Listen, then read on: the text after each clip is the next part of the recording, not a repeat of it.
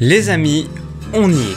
Je vous ai ramené ça au cas où vous n'arriveriez pas à tenir parce que c'est la dernière vidéo du challenge et vous allez devoir supporter de ne plus avoir une vidéo tous les jours. Mais étant donné que c'est la dernière, pour ceux qui ne le sauraient pas ou ne l'auraient tout simplement pas lu dans le titre, cette vidéo vous est dédiée, ce sont les histoires que vous m'avez racontées sur les réseaux sociaux. D'ailleurs vous avez été tellement nombreux à m'en envoyer que j'ai pas fini de tout lire, donc vous inquiétez pas si je n'ai toujours pas ouvert votre message sur Instagram ou dans les autres réseaux. Ça viendra même après le challenge, je continue à les mettre de côté parce qu'il y aura d'autres vidéos abonnées évidemment. Avec tout ça, j'ai même pas fait l'intro qui est présente dans les 29 threads précédents. Du coup, je vais pas vous retirer ce plaisir. Salut à tous les amis, c'est Valius, j'espère que vous allez tous très bien et je suis super heureux de vous retrouver pour un nouveau thread horreur. Bon, étant donné que vous avez été très nombreux à m'envoyer des histoires, j'ai décidé d'en faire 3 et j'espère que ça vous fera vachement plaisir parce que ça va me demander beaucoup plus de travail de faire ça en un jour. Et donc évidemment, si elles vous plaisent ou juste pour me récompenser, vous pouvez évidemment bombarder les pouces bleus, vous abonner et partager la vidéo à tous vos amis. Je compte énormément sur vous car on est bientôt aux 10 000 abonnés et ce serait super cool si on pouvait exploser le compteur grâce à votre partage. Enfin bref, avant que la vidéo commence, vous avez été nombreux à me demander dans les commentaires durant ces 30 derniers jours, mais oui, il y aura bel et bien une FAQ sur la chaîne. Pour ceux que ça intéresse pas, ce sera pas long. On est donc vendredi au moment où vous regardez cette vidéo, sauf si vous êtes en retard, c'est pas bien. Et donc je vous propose de mettre vos questions dans les commentaires ou me les envoyer sur Instagram, mais surtout faites apparaître le mot FAQ. Comme ça, moi j'ai juste à faire un petit CTRL F en tapant le mot FAQ, j'aurai forcément accès à votre message plus vite que les autres. Enfin bref, j'espère que ça vous fait plaisir et que vous attendez cette vidéo avec impatience, j'ai hâte de voir combien regarderont cette vidéo. Mais bon bref, on s'éternise et tout ça, ça fait traîner la vidéo, donc je vais pas vous faire attendre plus longtemps, on est parti pour nos 3 histoires.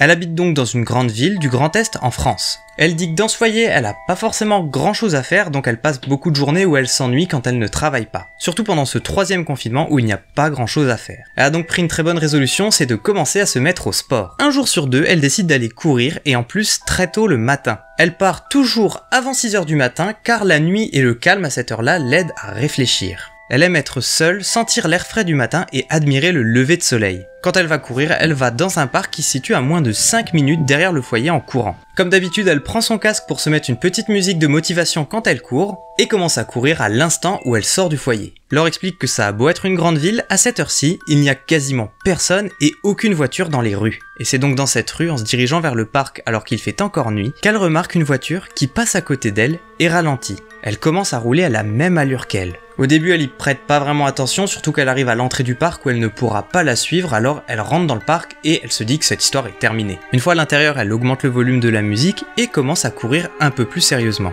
Mais au bout de quelques minutes, elle se sent de plus en plus mal à l'aise. Elle avait comme l'impression d'être observée. Elle était très stressée et commençait à regarder sans cesse derrière elle. Elle avait un mauvais pressentiment. Laure explique qu'elle n'est pas du tout du genre paranoïaque, mais que pour être sûre qu'elle n'était pas suivie, au bout d'un moment, elle se met à marcher et coupe sa musique pour écouter s'il y a des bruits de pas. Et cette fois, c'en est sûr, elle entend distinctement des bruits de pas qui se rapprochent d'elle. Et encore une fois, vu qu'elle n'est pas paranoïaque, elle se dit que c'est tout simplement quelqu'un comme elle qui aime bien profiter du matin pour faire une petite marche alors qu'il fait encore nuit, alors elle décide de changer de direction et d'aller à l'autre bout du parc. Après avoir changé de chemin, elle croise cette même personne en face d'elle. Elle change encore et à chaque fois, cette personne est au bout du chemin, dans l'ombre, à l'attendre. Alors que ça faisait de longues minutes que Laure ne faisait que de changer de direction, cette fois, au moment même où elle s'est retournée, elle a entendu l'homme taper un sprint derrière elle. Elle panique et commence donc à courir le plus vite possible. Elle prend un embranchement où il y a beaucoup de buissons et d'arbres et décide de se cacher derrière. Elle éteint son casque car il émettait une légère lumière bleue et ne voulait surtout pas se faire repérer. Alors qu'elle était cachée et ne bougeait plus, elle voit cet homme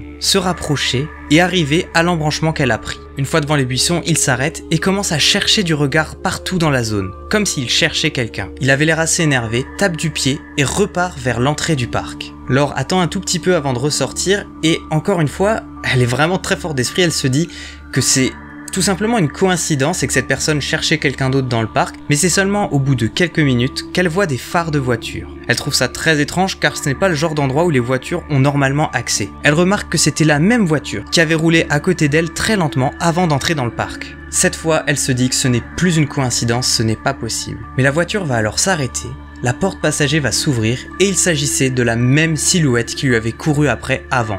et elle commence à courir droit sur Laure. Laure décide donc de prendre un chemin que la voiture ne pourrait pas emprunter et il lui reste à semer l'homme. Elle se dit qu'il faut qu'elle sorte du côté du parc où la voiture n'a pas accès dans une rue piétonne. Elle va donc courir tout droit jusqu'à atteindre cette sortie. Mais derrière les buissons, elle se retrouve piégée face aux grilles qui entourent le parc. À ce moment-là, elle se sentait prise au piège. Elle était persuadée au fond d'elle que l'homme allait débarquer derrière elle et l'attraper. Elle a donc décidé de longer la grille le plus silencieusement possible jusqu'à atteindre cette fameuse sortie. Une fois à l'extérieur, elle jette un coup d'œil des deux côtés et voit qu'il n'y a pas de voiture ni d'homme. Alors elle décide de courir le plus vite possible pour rejoindre le foyer. Heureusement pour Laure, elle y arrive sans encombre mais décide de ne pas donner suite de ça à la police car de toute façon, elle ne pourra rien faire. Quand elle arrive dans sa chambre, elle fond en larmes car toute la pression retombe et elle se rend compte qu'elle a peut-être failli être enlevée. Elle se demande qu'est-ce qui se serait passé si au final elle n'avait pas écouté son instinct et n'avait pas été aussi réactive.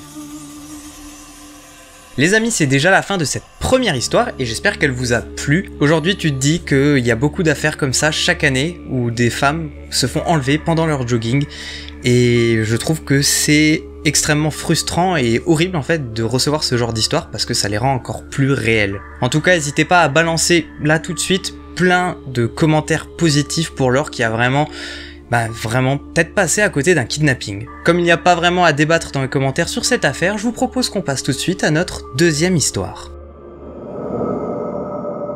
Dylan a 18 ans et a décidé de raconter une histoire qui lui est arrivée il y a 5 ans. À 13 ans, il était scout et il était même chef de son équipe de 6 garçons. Ils avaient tous de 10 à 13 ans et Dylan était le plus âgé et donc le chef de cette équipe. Il n'avait beau avoir que 13 ans, il avait déjà été agressé en pleine nuit par des inconnus. C'est à cause de cet événement qu'il dit qu'il a pris une habitude que je vois plus comme un traumatisme, il a pris l'habitude de mettre un couteau sous son oreiller. Ça faisait donc 1 an que cet événement s'était passé, et cette fois Dylan avait changé d'équipe. Avec son groupe de scouts, ils ont décidé de passer tout un week-end entre eux, dont une nuit dans les bois. Ce serait la première fois qu'ils passent une nuit dans la forêt. Ils ont passé une super journée, ils ont fait une randonnée, vu de super décors, et la soirée s'est passée tout aussi bien. Ils ont allumé à feu, fait cuire des plats et fait griller des marshmallows. Ils ont donc tapé leur meilleur repas avant d'aller se coucher. Ils avaient une seule grande tente pour tous dormir dedans. Ils coupent donc vers minuit et s'endorment. Mais durant la nuit, Dylan se fait réveiller par du bruit, comme des bruits de pas autour de la tente. Ils sont en pleine forêt, il se dit que ça doit être un animal, mais ces bruits s'arrêtent pile devant la porte. Puis ce son commence à devenir très clair. C'était la fermeture éclair de la tente qui était en train de se lever. Dylan va d'abord penser tout simplement que c'est un des scouts qui a eu envie de faire pipi pendant la nuit, qui s'est levé et qui est en train de revenir. Il se redresse donc, jette un coup d'œil aux couchettes, mais remarque qu'il ne manque personne. Mais cette fois, c'en était sûr, il voit la silhouette de quelqu'un. Mais cette silhouette avait l'air d'être bien trop imposante pour appartenir à un enfant. La tirette était presque en haut. Dylan a alors agrippé son couteau et fait semblant de dormir. En un instant, le visage d'un homme adulte, de carrure imposante, est apparu depuis l'ombre. Dylan était terrorisé. Il regardait fixement cet homme. Il avait le regard vide, mais un sourire comme s'il savourait la situation. Il était prêt à tout, armé de son couteau, mais a décidé d'attendre et d'analyser la situation encore un peu. Au bout de 3 longues minutes où l'homme était accroupi à l'entrée de la tente, il fit un dernier énorme sourire et referma la fermeture éclair avant de partir. Dylan n'a pas réussi à se rendormir de la nuit et a veillé sur ses coéquipiers jusqu'au réveil. Une fois réveillés, il leur a expliqué la situation et leur a dit qu'il fallait mettre un terme à ce week-end. Ils sont donc rentrés, mais cette histoire n'a jamais connu de suite. Ce qui est étrange pour Dylan, c'est que cette zone était vraiment perdue au milieu de la forêt et que aucun adulte n'était au courant de leur position, si ce n'est l'encadrement des scouts et les parents de chaque enfant. Encore est-il qu'à l'heure d'aujourd'hui, 5 ans plus tard, il n'a toujours pas eu d'explication. Les amis, cette deuxième histoire est déjà terminée et j'espère qu'elle vous aura pas trop fait bader, ça faisait longtemps qu'on n'avait pas vu une histoire de campement. Ça reste mes histoires préférées car on est totalement désarmés, livrés à nous-mêmes au milieu de la forêt. Je compte sur vous pour me donner vos spéculations dans les commentaires comme à chaque fois et on va tout de suite passer à notre troisième et dernière histoire. Tom a 14 ans et cette histoire s'est passée il y a quelques mois seulement, pendant les vacances de février. Il habite dans une ville du 77 et avec 2 amis à lui, ils ont découvert un endroit abandonné. Il m'a envoyé un screen, c'est une sorte d'entrepôt et personne n'est censé s'y retrouver, il y a un panneau d'interdiction à l'entrée. En tout, ils y sont allés 4 fois pendant ses vacances, mais il ne s'est jamais rien passé les 3 premières fois. Vous sentez que la 4e fois, c'est celle-là. C'était donc un sort d'entrepôt abandonné, en plutôt mauvais état. Il était très grand, et pour y accéder, il fallait passer au-dessus d'un grillage, puis il n'y avait qu'une seule entrée, et c'était la seule sortie également. Cette journée-là, Tom et ses potes, ils l'ont passé au skatepark à faire du skate, et comme c'était le dernier jour de vacances, un peu plus tard, ils se sont dit « Tiens, si on allait se faire une dernière journée de frisson avant de reprendre l'école ». Ils ont donc pris leur skate sous le bras et ont commencé à marcher, car le chemin n'est pas praticable pour les roues des skates. Ils passent au-dessus du grillage et arrivent une nouvelle fois en face de cet immense bâtiment désaffecté. Ils entrent à l'intérieur et commencent à s'aventurer. Mais une fois dedans, ils commencent à entendre des bruits. Ça pouvait tout simplement être des bouts de plafond qui tombaient sur le sol ou carrément des rats. De plus, le fait qu'ils étaient trois les mettait vachement en confiance, alors ils décident de continuer leur expédition. Ils s'aventurent encore plus en profondeur jusqu'au moment où ils sont persuadés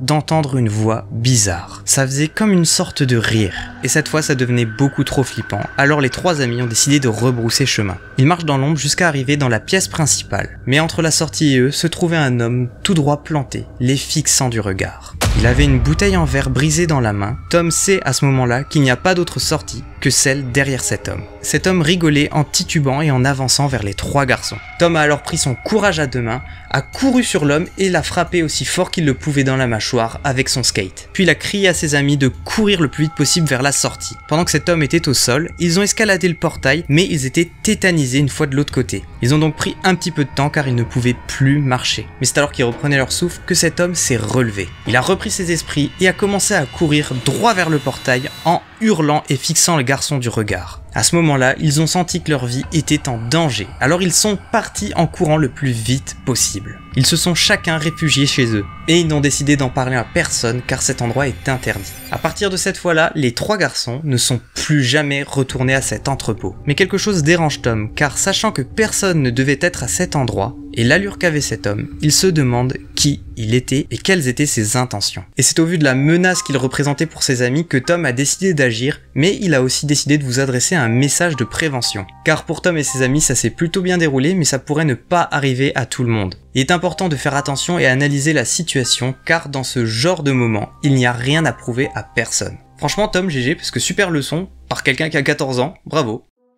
Les amis, c'est déjà la fin de cet épisode et j'espère qu'il vous a plu au moins autant que les autres, si ce n'est plus. Évidemment, s'il vous a plu, vous pouvez bombarder les pouces bleus et vous abonner à la chaîne si c'est toujours pas le cas. Comme je disais, on va pas du tout arrêter les threads, il y en aura toujours au moins un par semaine et on va juste laisser de la place pour faire d'autres formats le reste de la semaine. Donc évidemment, si vous ne voulez pas rater les sorties ou les autres infos de la chaîne, je vous invite à rejoindre ces réseaux sociaux. En tout cas, je compte sur vous les amis pour bombarder les commentaires, pour envoyer de la force à ces trois abonnés qui ont vraiment vécu des choses horribles. Et avant de terminer, je vous le rappelle, si vous voulez participer à envoyer une question à la FAQ, c'est dans les commentaires que ça se passe, faut juste faire apparaître le mot FAQ, ou alors m'envoyer aussi un message sur Insta, sachant que demain il y aura un post et vous pourrez y répondre directement, je verrai toutes les questions. Enfin bref les amis, n'hésitez pas à dire quelle histoire vous avez préférée dans les trois, en restant cordiaux, n'oubliez pas que ce sont des abonnés de la communauté qui ont vécu ces histoires. Moi j'ai hâte de lire tous vos commentaires, récoltez vos questions pour la FAQ qui sortira la semaine prochaine, et moi il me reste qu'une chose à vous dire, bon week-end parce que je vais pouvoir profiter pour la première fois depuis un mois d'un week-end. Et bref, c'était ma news, j'espère que ça vous a plu, à la prochaine, ciao.